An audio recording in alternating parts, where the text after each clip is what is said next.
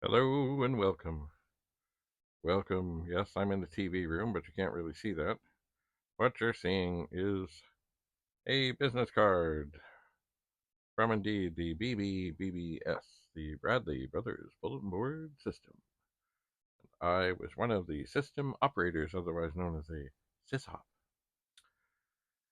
And don't worry, it's not at that address, it's not at those phone numbers. Everything's done, everything's finished. But at the time, we had um, 4 lines. We did indeed. 3 of them were in, well, Toronto, although I suppose it was North York, and one was in Mississauga. And this made it handy because we were part of the Punternet. And the Punternet was a great thing that would save on long distance fees for bulletin boards if things were local. For example, there were a lot of things that were local to Mississauga, but not local to North York or Toronto, etc., etc., etc. So, what the nodes would do, and there were quite a few of them, is if I was sending a message to say somebody, I don't know, maybe in, and I don't know if this was the case, but maybe like Burlington or something that was local to Mississauga through the Punternet, and there was a bulletin board down there that was on the Punternet, but it was long distance from me, then my board would call my other board, send the message, and then send it on down to Burlington. And if it was, say the message was ultimately going to Hamilton, then it would bounce it. So it would save long distance fees as much as possible. Now, it wasn't always possible.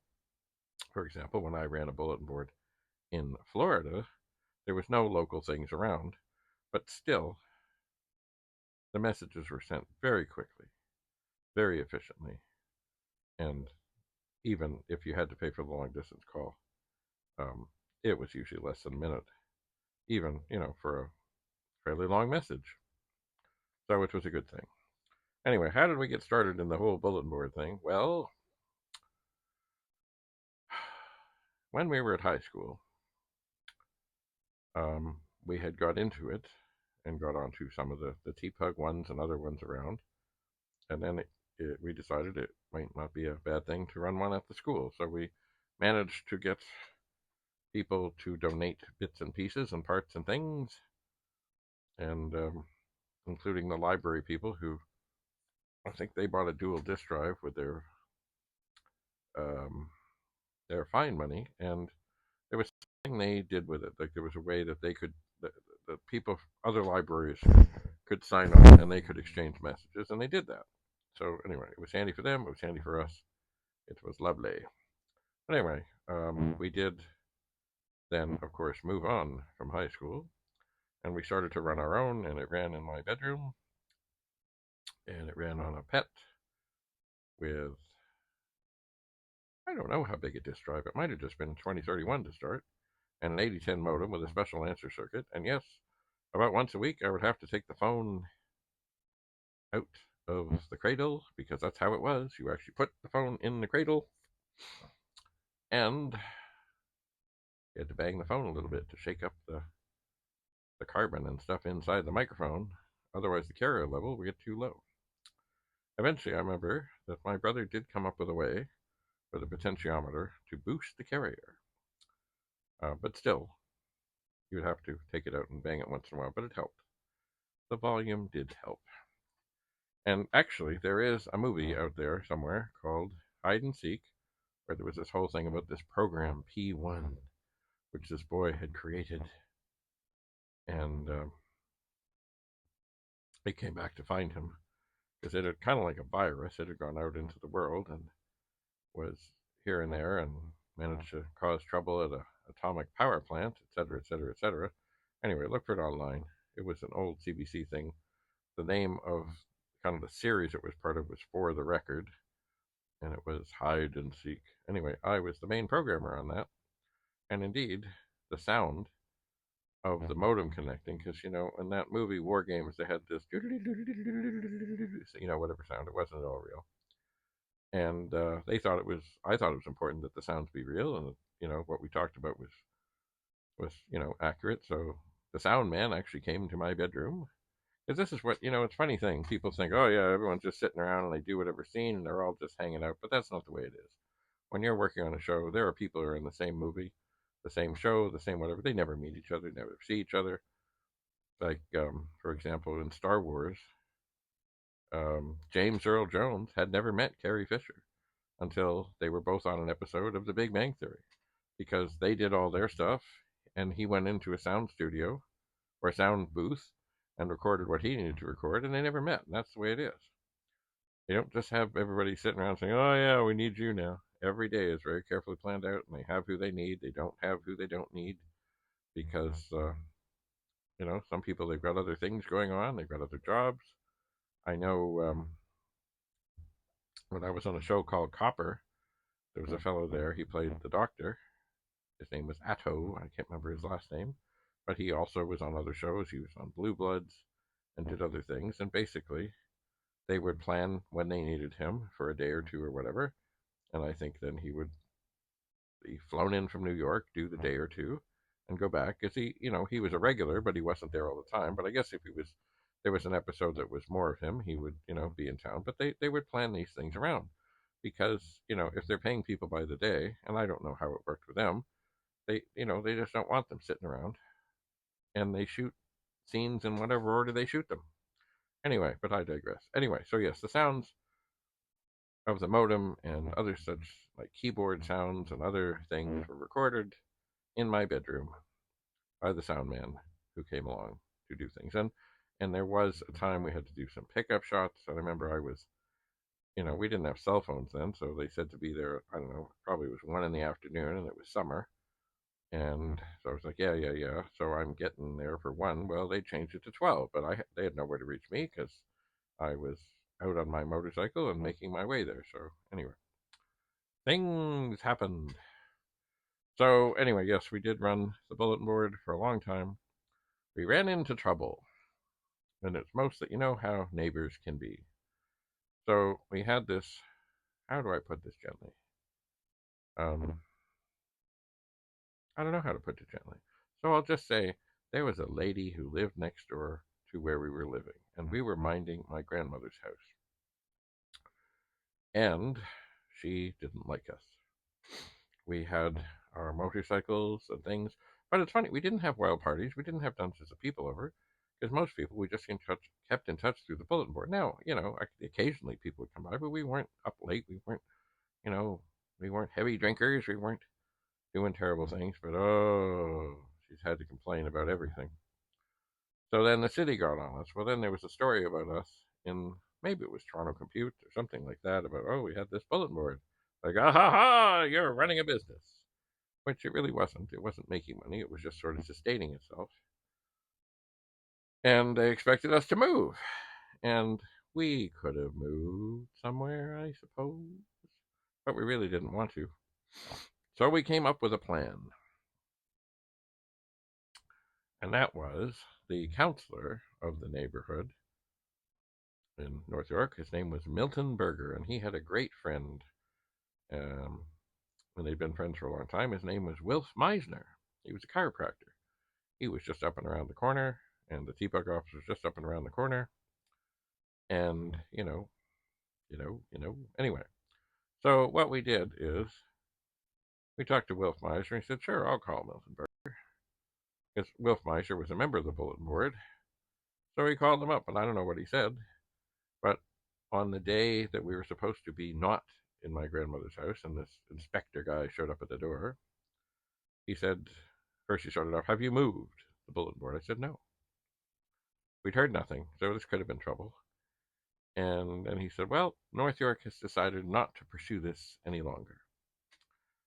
Now, there had been a story, I think maybe back in Toronto Compute, I'd have to look this up somewhere, about all this going on. Anyway, they decided no. And really, look, the way things are now, here it is, some 40 years later, I mean, there are people doing all kinds of online things in their houses, and they're not getting into trouble because they're not zoned properly. there are, websites and things and stuff sitting in somebody's, basically in their computer, maybe on their phone. I don't know. Anyway, what I didn't know at the time is there was a bunch of people who were gathering, including legal people and other things, to go to battle for us. They were. But anyway, and poof, it was over.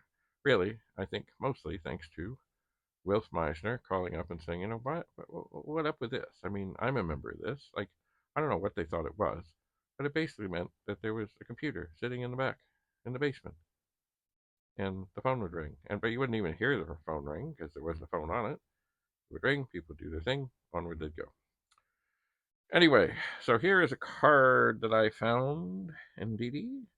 Now, this is after we had teamed up with a fellow named Patrick Cole. He was the one who had Node 14 out in Mississauga. No, Brampton. He was in Brampton, sorry. He was in Brampton. And so anyway, we did that for a while, and it was fun. And it's funny, I remember my dad one time said he was talking to somebody, and somebody else came up. He said, I'm a member of your son's bulletin board. This was a guy at work. I said, oh, really? Now, he stopped being a member because his kind of interest went in other directions, and that's the way it is with clubs and things. But anyway, he was very pleased to let my dad know that he had been a member and had enjoyed it, and all of that was good. Anyway, so I found this card, and on the back of it is the phone number of my grandfather. When I first looked at this, I was like, oh, what's this? Anyway, because it just had GK. But I really didn't pay much attention. I was like, oh, yay, found a bulletin board card. Anyway, when I carefully looked at the number, I said, oh, yeah, that was my my mother's father's number, which I still remember. I don't know why I wrote it down on here, because I remembered it. Maybe it was in case something happened that I could quickly, in a frantic moment, say, oh, here it is. I don't know. Anyway, those were good days. One thing I regret terribly is that mind you, we didn't have digital photography, but we should have taken pictures of things. There is a picture of the bulletin board room at my grandmother's house on the front of the December 1984 T-Pug magazine. But we really didn't take many pictures, and I wish we had, because they were fascinating pioneer days, they were. But, alas, these things happen. As Moses Zeimner says, and his wife shared a studio with a great friend of mine who died way too young, Bill Burston. As Moses says, if you don't record it, it didn't happen. So I kept that in the back of my head, and that, along with the inspiration from Sid Bolton and others, that's why I started to record things. And I hope that some of it is helpful and the stories are interesting. And no, I don't yell and scream and get all angry about things just so people go, oh, he's angry. Isn't that funny? I just do what I do, I record what I do, and I hope that it's helpful. And I suppose now, as we all are aging,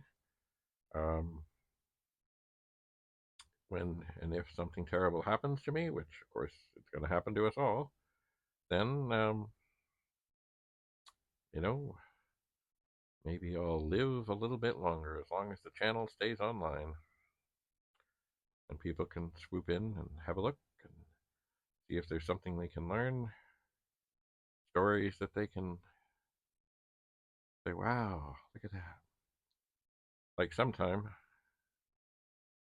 I wish I'd recorded Jim Butterfield.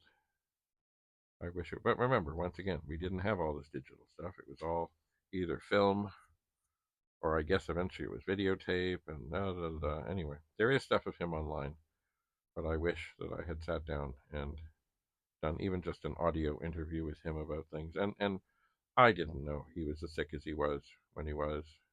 He assured me he'd be okay, but didn't work out. Anyway, so here is a business card from the Bradley Brothers bulletin board system.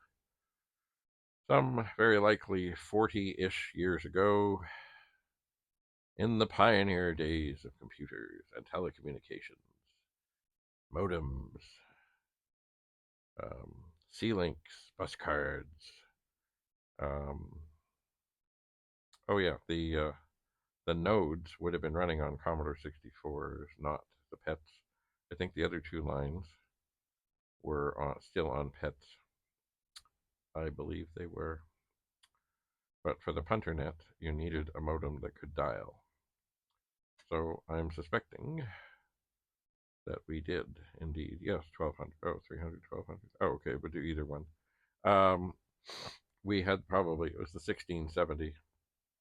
Or I think eventually we ended up with an interface and a Hayes modem. I think we did.